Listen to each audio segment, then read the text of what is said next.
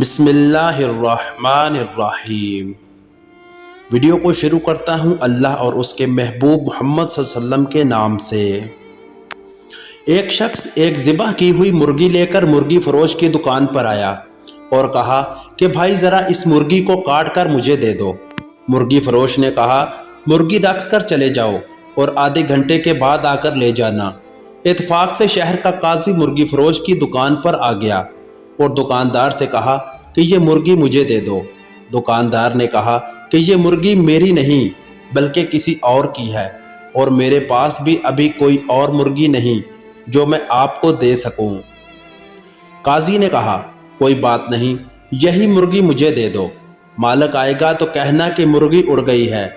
دکاندار نے کہا کہ ایسا کہنے کا بھلا کیا فائدہ ہوگا، مرغی تو اس نے خود ذبح کر کے مجھے دی تھی، پھر ذبح کی ہوئی مرغی کیسے اڑ سکتی ہے؟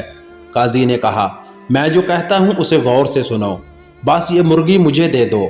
اس کے مالک سے یہی کہو کہ تیری مرغی اڑ گئی ہے، وہ زیادہ سے زیادہ تمہارے خلاف مقدمہ لے کر میرے پاس ہی آئے گا۔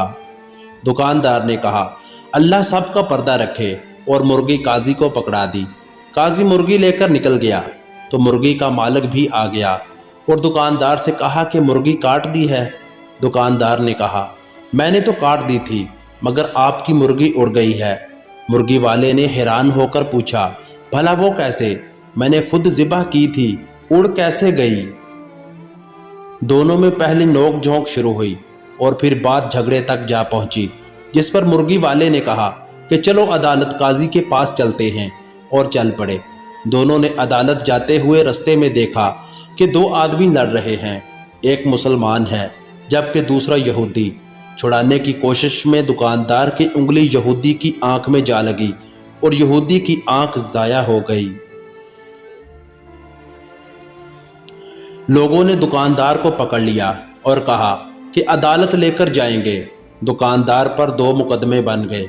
لوگ مرغی فروش کو لے کر جب عدالت کے قریب پہنچ گئے تو مرغی فروش اپنے آپ کو چھڑا کر بھاگنے میں کامیاب ہو گیا، مگر لوگوں کے پیچھا کرنے پر قریبی مسجد میں داخل ہو کر مینار پر چڑھ گیا۔ لوگ جب اس کو پکڑنے کے لیے مینار پر چڑھنے لگے تو اس نے چھلانگ لگائی تو ایک بوڑھے آدمی پر گر گیا، جس سے وہ بوڑھا آدمی مر گیا۔ اب اس بوڑھے کے بیٹے نے بھی لوگوں کے ساتھ مل کر اس کو پکڑ لیا اور سب اس کو لے کر قاضی کے پاس پہنچ گئے۔ قاضی مرغی فروش کو دیکھ کر ہنس پڑا کیونکہ اسے مرغی یاد آ گئی، مگر باقی 2 کیسوں کا علم اسے نہیں تھا۔ جب قاضی کو تینوں کیسوں کے بارے میں بتایا گیا تو اس نے سر پکڑ لیا۔ اس کے بعد چند کتابوں کو الٹا پلٹا اور کہا کہ ہم تینوں مقدمات کا یکے بعد دیگرے فیصلہ سناتے ہیں۔ سب سے پہلے عدالت میں مرغی کے مالک کو بلایا گیا۔ قاضی نے پوچھا تمہارا دکاندار پر دعویٰ کیا ہے؟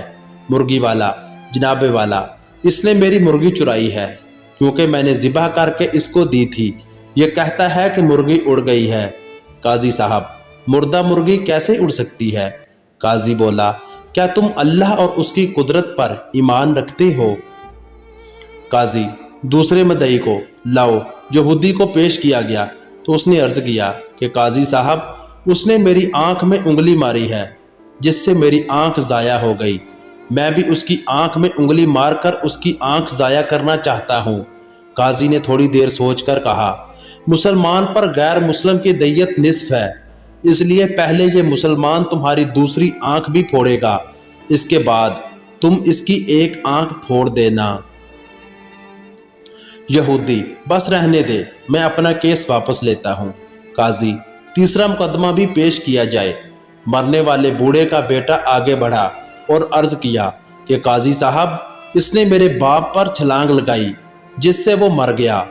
قاضی تھوڑی دیر سوچنے کے بعد بولا ایسا کرو کہ تم لوگ اسی مینار پر جاؤ اور مدعی اس مینار پر چڑھ کر اس مرغی فروش پر اس طرح چھلانگ لگا دے جس طرح مرغی فروش نے اس کے باپ پر چھلانگ لگائی۔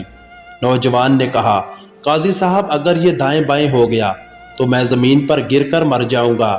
قاضی نے کہا یہ میرا مسئلہ نہیں، میرا کام عدل کرنا ہے، تمہارا باپ دائیں بائیں کیوں نہیں ہوا؟ نوجوان نے اپنا دعویٰ واپس لے لیا۔ نتیجہ اگر آپ کے پاس قاضی کو دینے کے لیے مرغی ہے تو پھر قاضی بھی آپ کو بچانے کا ہر ہنر جانتا ہے۔